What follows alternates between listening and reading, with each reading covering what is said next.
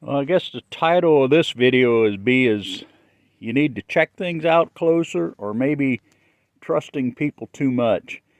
This is my 7¼ inch rigid circular saw, which I've had for several years now, and it has treated me real well. It really run great and it cuts a lot of wood, but recently it quit working on me. So I called the Ridgid company, and it's under warranty, and they gave me the place to take it to here in North Carolina. So I took it over there. It's like an hour away from me, maybe an hour and a quarter. Drove it over there. Took them a couple weeks to get it fixed. They finally called and said to come back and get it, and it didn't cost me anything. I didn't pay much attention to it until I got it out to use it the next time, and then I found this. Any of you that know anything about a circular saw probably take one look at that blade and tell me it's on backwards. But then when I went to take the blade off, they had tightened it on there so tight that I cannot get the blade off. So here we are again, going to drive an hour and a quarter over to the same place so they can fix what they messed up the first time around.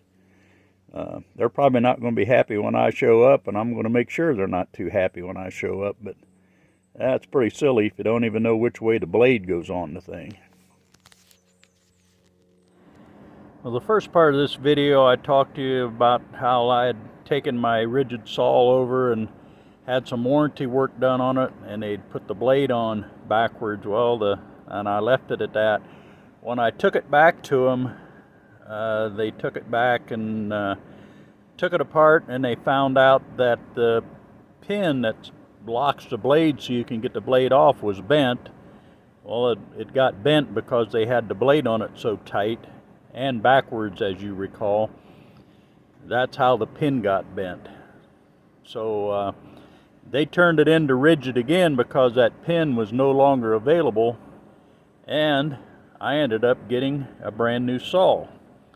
So I will say that Ridgid does stand behind their warranties. You just have to go online and register your new tool when you get it, but it's well worth it. It took me a couple trips to get it, but it was well worth it.